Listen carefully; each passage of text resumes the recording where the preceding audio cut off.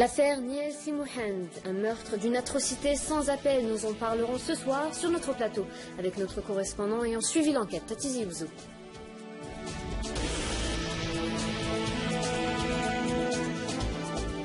Industrie. Le capital d'ArcelorMittal a été définitivement récupéré par l'État. Le ministre de l'Industrie et des Mines nous en dit plus.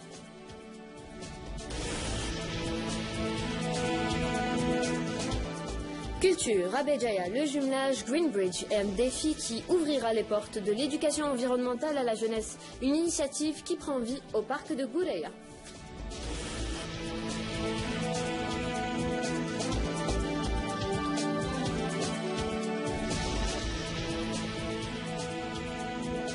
Mesdames, Messieurs, bonsoir. Nous sommes le dimanche 7 août.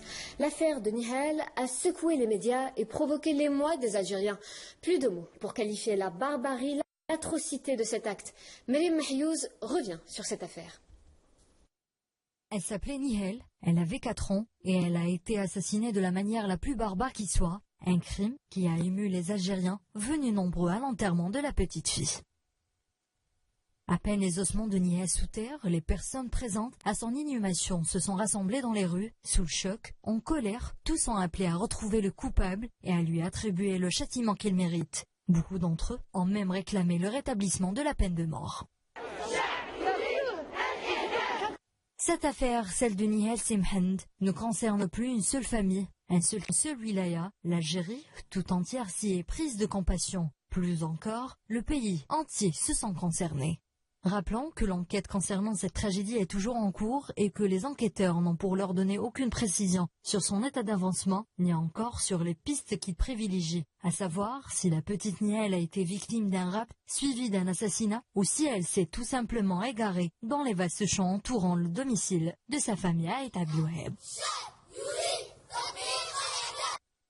L'affaire de Nihel, qui a tenu en haleine l'émotion publique, a été vécue sur place par notre correspondant à Tizi Ouzou. Et avec nous justement, Mohand Tamar sur notre plateau. Bonsoir Mohand. Bonsoir Fatma. Comment avez-vous vécu l'événement, cette pression, ces ressentiments sur place? Alors, pour dire, sur place, nous étions partagés entre l'émotion et le devoir de rapporter l'information telle qu'elle était, la transmettre à nos téléspectateurs. Oui. Ça n'a pas été du tout facile, sauf que quand on est professionnel et on dépassionne les sujets ou bien l'événement qu'on traite, ça nous aide beaucoup à avoir cette envie d'avoir cette information nécessaire avec une objectivité absolue et la transmettre telle qu'elle est à nos téléspectateurs. En ce qui concerne l'affaire Nihel Simouhand, que Dieu ait son âme, ça ne nous a pas été facile. Pourquoi? Parce qu'il s'agit d'une affaire d'un enfant. Un enfant disparu pendant 14 jours, aucune nouvelle, puis soudainement on retrouve des indices lui appartenant. Comment transmettre cette information, sachant que ça pourrait créer des incidences plutôt psychologiques très graves sur la famille, mais aussi sur les villageois, qui étaient extraordinairement mobilisés pour cette affaire. Oui. Et puis, c'est vrai que nous étions les premiers à avoir des informations qui se sont révélées par la suite. Exact. Vous étiez en compagnie de nos envoyés spéciaux. Juste, effectivement, oui. Nous étions une vraie équipe sur place, soudée, on se briefait en moyenne 2-3 fois par jour. À chaque fois que nous recevons une information, et c'est des informations qui nous parviennent parce que nous étions sur place, sur le terrain. Et je dirais qu'il y a aussi parce que nous étions à chaque fois au bon moment, au bon endroit. Les informations qui ont été par la suite confirmées. Effectivement. Oui. Et puis il y a ce travail de, comment dirais-je, un travail de toile d'araignée, si j'ose dire ainsi, concernant les sources qui devaient nous confirmer des informations avant de les transmettre, bien sûr, ici à la rédaction et qu'elles soient transmises par la suite au public. Voilà en gros, Fatma, comment ça n'a pas été du tout facile. Et puis il y a eu je ne sais pas, cet aspect psychologique qui pesait aussi sur nous. Oui. Que ce soit moi ou bien mon confrère qui était avec moi, Oui. Nadir, qui était envoyé d'ici, avec Saïd Ingrashan, le caméraman, et Hakim qui travaillait avec moi à Tizi Ouzou. Ça n'a pas été facile à un certain moment parce qu'on subissait une pression terrible. Oui. Une pression... alors, la pression la plus horrible qu'on redoutait, c'est celle d'avoir des informations concernant le sort tragique de la petite Nihal et la transmettre. Comment la transmettre? Faut-il la transmettre? Mais le devoir d'informer, c'est pour ça que je dis, il est nécessaire de dépassionner les thèmes, les événements que nous traitons. Absolument. Sinon, on risque de tomber facilement dans l'erreur. Et le journaliste qui tombe dans l'erreur parce qu'il traite l'information d'une manière passionnelle, ça sous-entend qu'il transmet de fausses informations. Et dans le cas d'espèce, de l'événement sur la disparition, puis de la découverte de la mort tragique et horrible de Nihal Si Mohamed, fallait surtout pas jouer sur le sentiment. Absolument. Absolument. Ni de la famille, ni des téléspectateurs. Merci Mouhanda Sretoma. C'était notre correspondant à Tizi Ouzou, qui était présent sur notre plateau ce soir. Et on enchaîne sur un autre volet, une question qui nous concerne ou qui nous concernera tous un jour. La retraite. Le dossier n'a sans doute jamais occupé de façon aussi significative le devant de l'actualité. Devant les réformes qu'a connues le système des retraites sur le terrain, la réalité est amère. La pension de ces retraites leur permet à peine de joindre les deux bouts. Certains sont même obligés d'enchaîner les petits boulots pour pouvoir vivre. Yala Roussi. Dans un monde idéal, la retraite devrait être synonyme de repos, de calme et de sérénité. Dans la réalité, l'histoire est tout autre. Après avoir travaillé toute leur vie, la pension de retraite de ces seniors leur permet à peine à survivre.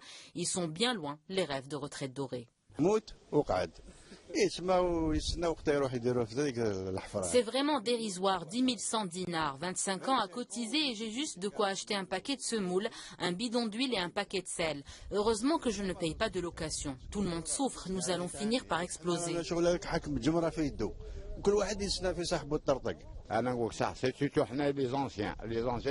Nous les anciens, ceux qui sont partis en retraite il y a longtemps, notre situation est encore pire. Maintenant ça va, ils ont de meilleures pensions.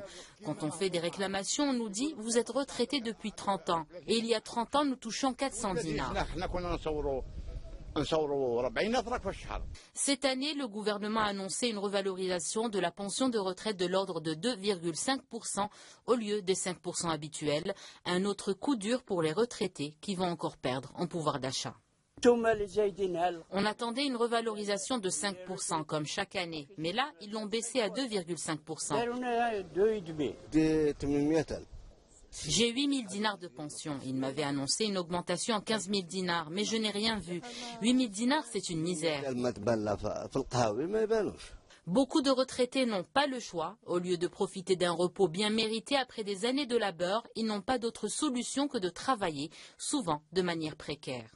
Je vous le dis sincèrement, dès que j'ai eu ma retraite, j'ai tout de suite pensé à trouver un autre gagne-pain. J'ai bricolé à gauche et à droite, j'ai 11 enfants, j'ai travaillé dans le commerce, dans les marchés, j'ai travaillé partout, dans la boucherie aussi. Heureusement que je suis encore capable de travailler. J'ai été éboueur après ma retraite, je n'avais pas le choix. Travailler plus pour gagner plus, du côté des retraités, c'est plutôt cotiser autant, toucher beaucoup moins. Au moment où la Caisse nationale de retraite est au bord de la faillite, les retraités algériens sont encore loin de connaître une retraite paisible et tranquille. Suite à l'accord passé le 5 octobre dernier, la récupération du capital d'ArcelorMittal, groupe de sidérurgie mondiale, est définitive, selon le ministre de l'Industrie et des Mines, qui indique que cela entre dans le programme de développement et de production d'acier en prévision des consommations de 2025. On l'écoute. Nous avons conclu définitivement un engagement qu'on a signé le 5 octobre 2015, c'est la récupération du capital détenu par ArcelorMittal qui viendrait au profit de Al-Hajjar et de TBSA, ce qui va donner une autonomie totale à Al-Hajjar pour réaliser son plan de développement qui doit l'amener à 2019 à 2 200 000 tonnes par an pour rejoindre les objectifs tracés par le gouvernement qui sont à 12 entre la production d'acier entre 12 et 13 millions de tonnes à l'orée 2020 et j'ai énuméré les intervenants. J'ai parlé de Bellara avec les 4 millions de tonnes à 2019, j'ai parlé de Toshiali qui est aujourd'hui en train d'être sur un niveau de 3,5 millions de tonnes, j'ai parlé de l'ETRHB qui est sur 1 million de tonnes en produits plats et 450 000 tonnes sur les tubes, la Syrie du centre plus la Syrie de l'Est, on sera probablement dans nos engagements pour faire face à cette augmentation attendue à 2025 qui sera le double de la consommation d'aujourd'hui.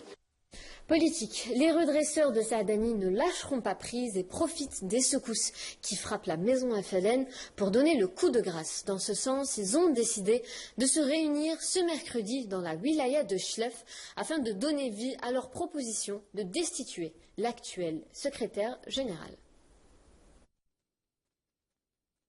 Sport à présent, Jeux de Rio. La sélection olympique affronte à l'instant où je vous parle l'équipe d'Argentine au stade João Havelange pour son second match du groupe D, dos au mur, les deux équipes ayant perdu lors de la première journée du tournoi olympique face au Honduras 3-2 et le Portugal 2-0 ne se feront certainement pas de cadeaux. Les hommes de Pierre-André Schurman doivent absolument réagir. Tout autre échec est synonyme d'une élimination précoce après 36 ans d'absence. On y reviendra avec plus de détails dans nos prochaines éditions.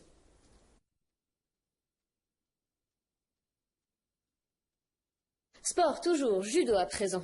Pour les Jeux de Rio, toujours, fin de parcours aujourd'hui pour le judoka algérien Hout Zourdani. Il a été éliminé au second tour par le Mongol Timurkhulek Tavadorj. Le miracle n'a pas eu lieu pour le jeune espoir du judo algérien.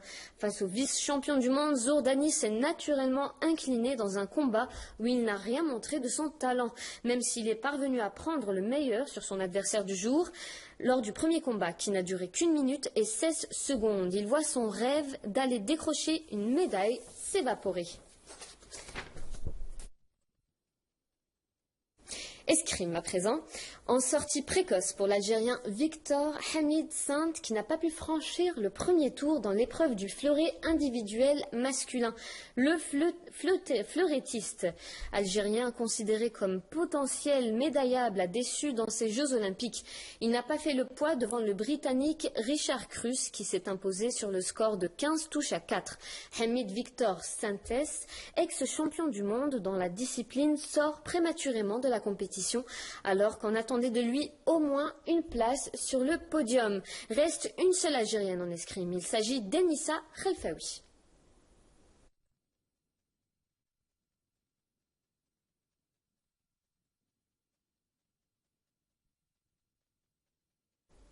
Le défi de promouvoir le potentiel touristique et la culture de l'écotourisme à Béjaïa a été relevé par 12 jeunes Français et Algériens. Le jumelage Greenbridge ouvrira les portes de l'éducation environnementale à la jeunesse. Il représente un pas décisif pour les générations à venir. Le parc de Gouraya était d'ailleurs tout à fait pour une telle manifestation. Mounia Nasser.